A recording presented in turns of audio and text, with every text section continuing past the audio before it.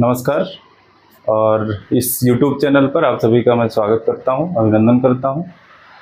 तो जैसा कि मैं पिछली क्लास में एक लेक्चर लिया था छोटा सा कि कॉन्स्टिट्यूशन क्या होता है, आप उससे क्या समझते हैं, आप क्या पढ़ेंगे कॉन्स्टिट्यूशन में।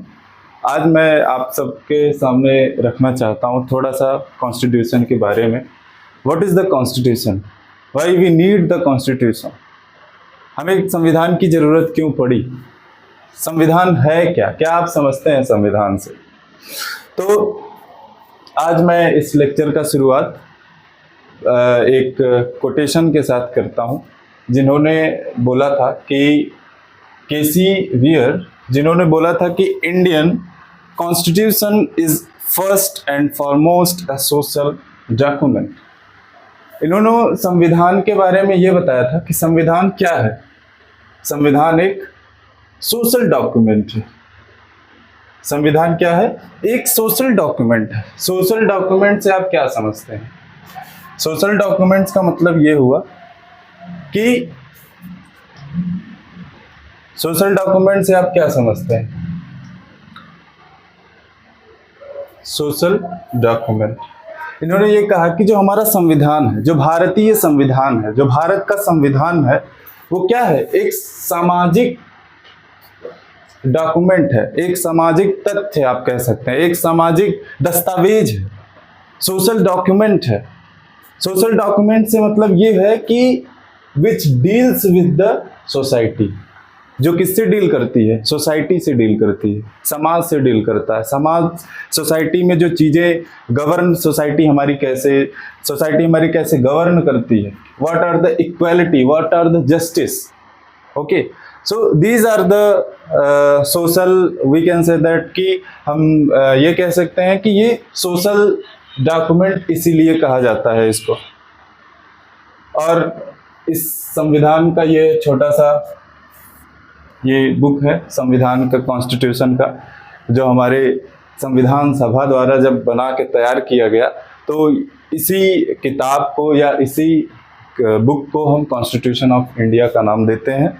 और आप कभी जाएंगे, मौका मिलेगा आपको पार्लियामेंट में जाने का या संसद भवन का दौरा करने का, या ऐसे ही आप इंटर्नशिप या अलग अलग तरीके से जाना चाहेंगे, तो आप देखेंगे कि आज भी ये बहुत सारे ऐसे म्यूजियम है, लॉ म्यूजियम, जहाँ पे आप ये ओरिजिनल बुक जो कॉन्स्टिट्यूशन की है वो आपको देखने को मिलेगी। अब इसी को स्टार्ट करते हुए हम नेक्स्ट अपने दूसरे लेक्चर की तरफ बढ़ते हैं, जिसमें हम ये पढ़ेंगे आज कि कॉन्स्टिट्यूशन क्या होता है। What do you mean by the constitution. Second हम क्या पढ़ेंगे? सेकंड हम ये पढ़ेंगे कि कॉन्स्टिट्यूशन क्यों और कैसे आया, कॉन्स्टिट्यूशन हमें क्यों चाहिए, क्यों हमें कॉन्स्टिट्यूशन ऑफ इंडिया चाहिए। उसके बाद हम नेक्स्ट पढ़ेंगे why and how, and next one is the overview of the constitution of India. पूरा एक ओवरव्यू, एक ढांचा हम देखेंगे संविधान का कि संविधान के अंतर्गत क्या क्या चीजें आती हैं। संविधान में हम क्या क्या पढ़ने को देखते हैं, जैसे आप अभी पढ़ेंगे preamble of the Indian constitution, and next parts of the constitution, schedule of the Indian constitution, जिसे हम कहते हैं भाग, अनुसूची और अनुच्छेद। तो ये चीजें हम आगे ओवरव्यू में देखेंगे। तो सबसे पहले हम देखेंगे कि what is the constitution of India. Constitution of India क्या होता है। और ये आपको छोटा सा, मैं ये कॉन्स्टिट्यूएंट असेंबली है, मैं आपको इस फोटो में दिखाना चाहूँगा। ये नेहरू चाचा यहाँ पे खड़े हुए हैं, आपको दिख रहे होंगे नेहरू चाचा। ये क्या है? Constituent assembly. ये कॉन्स्टिट्यूएंट असेंबली क्या होती है? इसको हम हिंदी में कहते हैं संविधान सभा। क्या कहते हैं? संविधान सभा, कॉन्स्टिट्यूएंट असेंबली। इसका मतलब होता क्या है? ये उस टाइम जब हमारा कॉन्स्टिट्यूशन बन रहा था, या जब हमारा कॉन्स्टिट्यूशन बना है, तो कॉन्स्टिट्यूशन बनाने में जितने लोग भी इन्वॉल्व थे, वो सभी लोग एक असेंबली की तरह काम कर रहे थे। मतलब एक असेंबली बना के लोग काम कर रहे थे उसी को हम कॉन्स्टिट्यूशनल असेंबली कहते हैं। जो कॉन्स्टिट्यूशन, वो असेंबली, वो सभा जो संविधान बनाई थी उसी को हम कॉन्स्टिट्यूएंट असेंबली कहते हैं, जिसे हम संविधान सभा कहते हैं। अब इसमें आपको दिखेंगे नेहरू चाचा हैं और आपको पटेल साहब दिखेंगे और बहुत सारे ऐसे लोग हैं, इसमें सही से नहीं समझ में आ रहा, लेकिन जितने भी कॉन्स्टिट्यूशन को बनाया है, जितने लोग भी उस समय मेंबर थे, उसमें पार्टिसिपेट किए थे, वो सभी all members are considered as the member of the constituent assembly. तो हम स्टार्ट करते हैं इसका constitution. What is the constitution? Okay, what is the constitution of India, या संविधान होता क्या है? नेक्स्ट टॉपिक है हमारा कि संविधान होता क्या है। आप संविधान से क्या समझते हैं? What is the constitution? तो कॉन्स्टिट्यूशन है क्या? Constitution is basically a set of rules, principles and guidelines based on which a government functions. इसका मतलब क्या हुआ? क्या कह रहा है कि constitution is basically a set of rules. What is this? It is a set of rules. And next, principles and guidelines based on which a government function. आप इस बात को ध्यान दीजिएगा कि संविधान बेसिकली एक सेट ऑफ रूल्स है। What is the set of rules? इस सेट ऑफ रूल्स का मतलब क्या है? मतलब एक कानूनों का समूह है, एक रूल्स है, एक कानून बनाने का आप ये कह सकते हैं कि एक बेसिक तरीका है। Constitution is basically A set of rules, एक सेट ऑफ रूल्स है। और जो गवर्नमेंट कैसे फंक्शन करती है, सरकार कैसे कार्य करती है, कैसे फंक्शन करती है, उन सभी उस पे सरकार कैसे कानून बनाती है, सरकार कैसे रूल्स बनाती है, इन सभी चीज़ों को क्या करती है? गाइड करती है। कौन? कॉन्स्टिट्यूशन ऑफ इंडिया इस चीज़ को गाइड करता है और बहुत सारे ऐसे प्रिंसिपल्स रेगुलेट करता है जिससे हमारा गवर्नमेंट फंक्शन करता है, which is defined in our constitution, which is mentions in our Indian constitution. तो संविधान क्या है? संविधान एक सेट ऑफ रूल्स है, प्रिंसिपल्स है और गाइडलाइंस है, जो कि क्या करता है? गवर्नमेंट को फंक्शन करने में हेल्प करता है, मदद करता है, या गवर्नमेंट को फंक्शन करने में उसकी सहायता करता है, या गवर्नमेंट उसी के आधार पर चलती है। नेक्स्ट, कॉन्स्टिट्यूशन के बारे में हम क्या समझेंगे? कॉन्स्टिट्यूशन होता क्या है? संविधान क्या है? संविधान, constitution of India is considered as a supreme source of power. अगर हम इंडियन कॉन्स्टिट्यूशन की बात करें तो इंडियन कॉन्स्टिट्यूशन में एक सबसे पहले स्टार्ट होता है प्रीएम्बल से। प्रीएम्बल का हिंदी में मतलब होता है प्रस्तावना। प्रीएम्बल को हम हिंदी में कहते हैं प्रस्तावना। प्रीएम्बल में एक शब्द लिखा हुआ है जिसका नाम है we the people of India. We the people of India having solemnly resolved to constitute India into a sovereign, socialist, secular and democratic republic। ये प्रीएम्बल का, प्रस्तावना का लिखा हुआ पहला शब्द है जिसे हम कहते हैं वी द पीपल, मतलब हम भारत के लोग। वी द पीपल, हम भारत के लोग। तो यहाँ पे वही चीज ये दर्शाना चाह रहा है, constitution of India is considered as a supreme source of power. ये सुप्रीम सोर्स ऑफ पावर है, ये सर्वोच्च, और ये सर्वोच्च सोर्स ऑफ पावर है, जो शक्ति का सबसे बड़ा सोर्स अगर माना जाए हमारे रूल्स में, लॉ में, या हम अपने इंडिया में अगर बात करें तो वो एक है। क्या है? Constitution. Constitution of India is considered as the supreme source of power. What is the next? Next one is the Constitution defines and determines the relation between the executive, legislature and judiciary. So next जो definition दिया है वो ये कह रहा है कि constitution defines and determines the relation between executive, legislature and judiciary. संविधान क्या करता है? परिभाषित करता है या वो संबंध स्थापित करता है किसके किसके बीच में? एग्जीक्यूटिव, लेजिस्लेचर और judiciary. What is the executive? Executive क्या है? एग्जीक्यूटिव को हम कहते हैं हिंदी में कार्यपालिका। Okay, executive is considered as a कार्यपालिका। लेजिस्लेचर को हिंदी में हम क्या कहते हैं? विधायिका। और हम जुडिशरी को हिंदी में क्या कहते हैं? न्यायपालिका। तो संविधान क्या करता है? कार्यपालिका, विधायिका और न्यायपालिका में संबंध स्थापित करने का काम करता है। एग्जीक्यूटिव का काम क्या है? कार्यपालिका का काम क्या है? विधायिका का काम क्या है? और न्यायपालिका का काम क्या है? ये आप आगे लेक्चर में और अच्छे से पढ़ेंगे, लेकिन मैं छोटा सा आपको बता देना चाहता हूं what do you mean by the executive. कार्यपालिका से आप क्या समझते हैं? विधायिका से आप क्या समझते हैं? तो कार्यपालिका का मीन्स ये होता है to execute the law which is framed by the legislature. जो कानून विधायिका के द्वारा बनाया जाता है, उस कानून को जो इंप्लीमेंट कराने का काम करता है वही कार्यपालिका होता है, वही एग्जीक्यूटिव होता है। इसके नाम से ही आपको समझ में आ रहा है, एग्जीक्यूट कराना, एग्जीक्यूट करना, कानून को इंप्लीमेंट कराना। लेजिस्लेचर क्या होता है? लेजिस्लेचर होता है विधायिका, विधि बनाना, कानून बनाना, टू मेक द लॉ। आप देखे होंगे कि कानून कैसे बनता है। There is a process to make the law.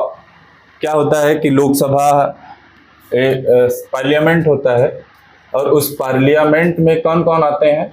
Lok Sabha, and second one is the Rajya Sabha, और पार्लियामेंट, लोकसभा, राज्यसभा, प्रेसिडेंट का साइन होता है, तब जाकर के एक कानून बनता है, एक लॉ बनता है। और इसी जो ये लॉ बनता है, इस लॉ को बनाने का जो प्रोसेस होता है वो सारा किस में दिया हुआ है? आपके कॉन्स्टिट्यूशन ऑफ इंडिया में दिया हुआ है। हमारे संविधान में ये सारी चीजें लिखी गई हैं, कॉन्स्टिट्यूशन ऑफ इंडिया में। नेक्स्ट क्या कह रहा है? और किसके साथ रिलेशन एस्टेब्लिश करता है? Central government, state government and local government. Central government का मतलब केंद्र सरकार, स्टेट गवर्नमेंट का मतलब होता है राज्य सरकार, और लोकल गवर्नमेंट का मतलब होता है स्थानीय सरकार। सेंट्रल गवर्नमेंट आप सभी वाकिफ हैं, जो हमारे आज के सेंट्रल मिनिस्टर या जो मोदी गवर्नमेंट, बीजेपी की सरकार, तो ये सेंट्रल गवर्नमेंट के अंतर्गत आ जाएंगी। जितने भी स्टेट हैं उसके अपने अलग अलग स्टेट गवर्नमेंट्स हैं। अब लोकल गवर्नमेंट क्या होता है? जो हमारे स्थानीय शासन होता है उसी को हम लोकल गवर्नमेंट कहते हैं। स्थानीय शासन व्यवस्था या स्थानीय सरकार को हम लोकल गवर्नमेंट कहते हैं। There are the 3 tier system in our the constitution. 3 प्रकार की जो है सरकार की प्रणालियां होती हैं, जिसमें हम पढ़ेंगे, जिसमें यही दिया हुआ है, central, state and the local self government. तो ये छोटा सा एक डिफिनीशन था about the constitution of India. अब नेक्स्ट हम चलते हैं कॉन्स्टिट्यूशन के बारे में और क्या है हमारे इस लेक्चर में।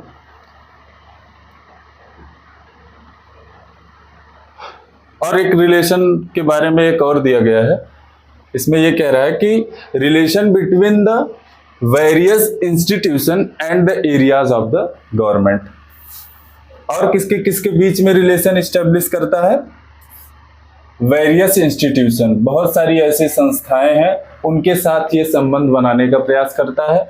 And the areas of the government, और गवर्नमेंट के अलग अलग एरियाज में रिलेशन जो इस्टेब्लिश करता है, उसी को जो गाइडलाइंस बेस्ड, जिस गाइडलाइंस पे बेस्ड होता है, उसी को हम कॉन्स्टिट्यूशन ऑफ इंडिया कहते हैं। Next, constitution of India is describe as the lawyers paradise.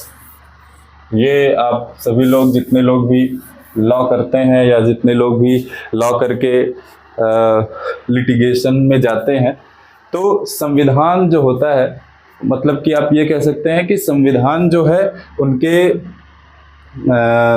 जिह्वा पे एकदम रटी हुई होनी चाहिए। क्यों? क्योंकि संविधान का बहुत ही अहम रोल होता है लिटिगेशन में।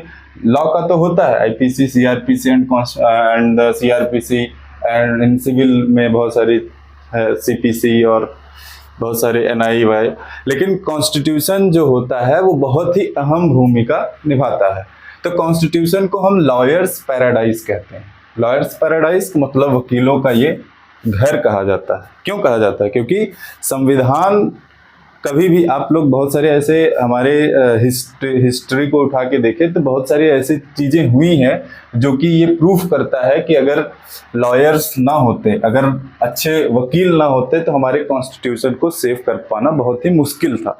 बहुत ऐसे इमरजेंसी की सिचुएशन आई, बहुत सारे कॉन्स्टिट्यूशन के प्रोविजंस का वायलेशन हुआ, बहुत सारे ऐसे कॉन्स्टिट्यूशन के प्रोविजंस थे जिनसे हमारे फंडामेंटल राइट को छीनने का प्रयास किया गया, but it is considered as the lawyers paradise. इसीलिए ये कहा गया क्योंकि कॉन्स्टिट्यूशन एक बहुत बेस्ट भूमिका अदा करता है इन सभी के लिए।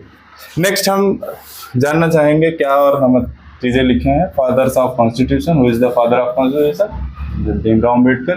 भीमराव अम्बेडकर जी ने कॉन्स्टिट्यूशन को बनाया है और बहुत सारे लोग मिल करके कॉन्स्टिट्यूशन बनाए हैं। अलग अलग कमेटी बनी हुई है। इस कमेटी को हम हिस्टोरिकल बैकग्राउंड में देखेंगे और भी आगे चल के।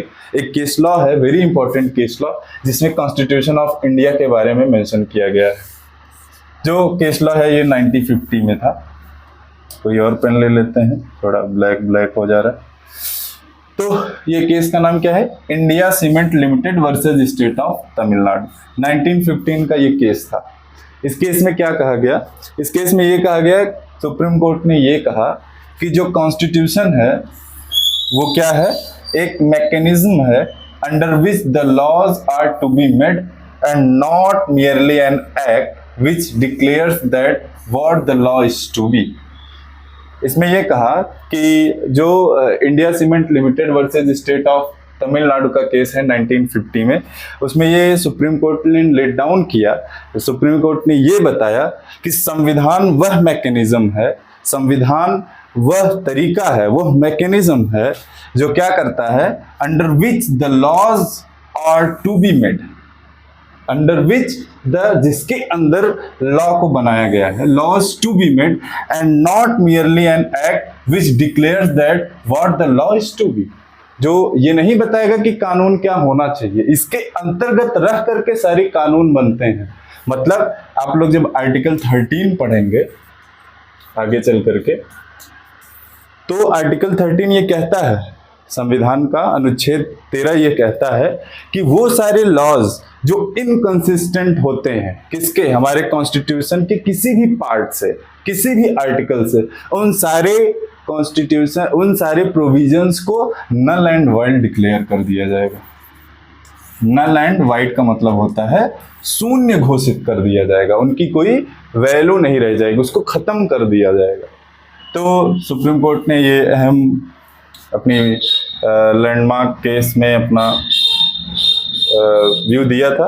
अब नेक्स्ट हम चलते हैं, आगे क्या है? Why and how constitution. अब इस पे अगर हम देखें तो कॉन्स्टिट्यूशन हमें क्यों दिया गया, क्या जरूरत थी हमें कॉन्स्टिट्यूशन, तो ये पूरा लेक्चर था कॉन्स्टिट्यूशन ऑफ इंडिया का, छोटा सा। अब जो थोड़ा बहुत लेक्चर बचा हुआ है वो हम नेक्स्ट पार्ट में डील करते हैं। थोड़ा सा अभी और है overview of the constitution and why and how the constitution, कैसे हमें प्राप्त हुआ संविधान, क्यों हमें प्राप्त, हमारा संविधान क्यों हमें मिला, उस पर बहुत सारे डिबेट्स हैं और बहुत सारे लेक्चर्स हैं। तो इसके बाद मैं नेक्स्ट वीडियो में आप सबको लाऊंगा। अब तक के लिए थैंक यू। जय हिंद, जय भारत।